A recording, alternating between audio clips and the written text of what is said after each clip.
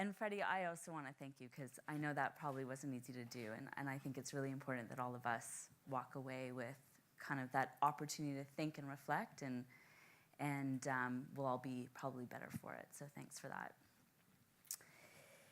This summer, I was sitting on the dock at my friend's cottage. Our children were playing in the water, and us adults were sitting around, and of course, what were we talking about but the fact that I was interested in buying a new car. And so we were talking about lots of different makes and models, and somewhere along the way, we ended up talking about this crazy world of autonomous vehicles and driving. And I made some flippant comments about how that's probably turns everybody's world upside down, this total change of reality. And my friend turned to me and said, well, my Tesla is just parked in the driveway. Why don't we take it out and you can try, you can go hands-free. And I, like all good risk professionals do, paused for a minute, thought to myself, and then thought, yeah, okay, let's go. So off we went.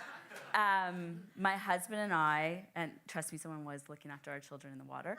My husband and I and my friend to the Tesla, and we walked up, just like you do for any time you go to get to your car. You unlock it, you open the door, you step in, you get behind the wheel. If it's your first time driving a new car, you're likely adjusting the seat, you're looking at the mirrors, you're getting yourself ready.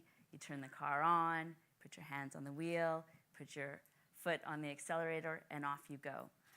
So the first 3 minutes, 4 minutes of this drive were just like that, like any other drive in a car. Down this nice country road, out to the highway, turn onto the highway, an arm reaches from behind me, does something on this crazy iPad-looking console in front of me, and then looks at me and says, okay, take your hands off the wheel. And I stopped, and I thought, no, like I can't do that. And he said, go for it, take your hands off the wheel. The car will do it for you. And I am sure I had a massive smile on my face. I was likely giggling. I was probably gripping the wheel, not sure what to do. Didn't really know. I know I was excited. I'm sure there was trepidation.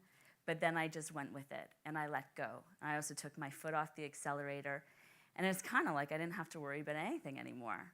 In fact, at one point, I think I turned around to my friend in the back and said, wow, this is actually pretty cool. In that moment, I experienced a trust leap. This is a concept put forward by author Rachel Botsam. And what she says is that in all of our interactions, we go from this moment of knowing, and we make a decision, and we go to an uncertain moment of unknowing. If you think about all of the waves of industrial revolutions that we've experienced, they all ask us to engage in new types of relationships, to negotiate new ways of doing things. And in all of those moments, we're being asked or asking ourselves to take a leap of trust. In the fourth industrial revolution, which is what is defining us now, as we've heard this evening, it's really being represented by IoT, by cloud, by disruptive technology, and by data. Data about people, data about performance, data about data. And what we know is that for an organization to continue to innovate, to be a lasting organization, they need to figure out how to use that technology and that data. What we also know is that individuals are consistently and constantly engaging in new relationships with products, with goods, with services. And every time they do that, there's an exchange of trust that needs to happen. And what I would say is that if we're living in this digital and data economy, that what is actually the commodity is data, and now trust is the currency. And what we need to figure out is how to increase the value of that trust so that more and more of us are using it and engaging in this economy.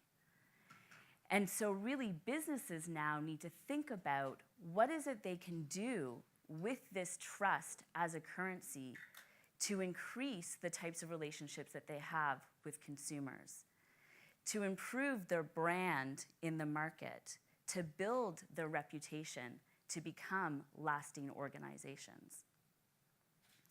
So there's a roadmap that we can put forward around what it is organizations can do to make sure that they're establishing that trust relationship and that consumers are willing to engage with them, share their data, and receive value for it. So there's 3 things. The first is the rules of the road. What are the parameters that a company wants to set forward that say, this is how I'm going to use data? We know that a lot of the data that companies have are about us, about me, about you. So what is it that they're going to say are the rules of the road, the guardrails, the parameters of what they will do with that data, how they will use it responsibly, with ethics, with concern? The second is, once you've established those guidelines, those principles, those policies, you need to communicate them. You don't just communicate them internally, you communicate them externally.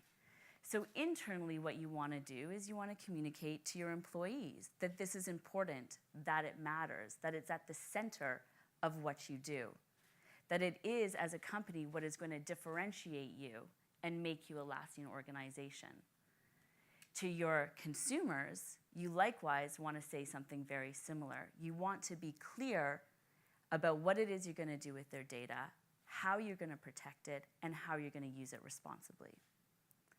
Once you've established those guidelines internally, and then you've communicated both internally and externally, you now actually have almost like a litmus test that you can use that can help you whenever you have a business strategy and a bunch of projects against that to say, if we're going to be a transformative organization, if we're going to go into a new area of business, here is a litmus test that helps us stress test whether or not we're going to do the right thing with data and that our customer base can continue to trust us.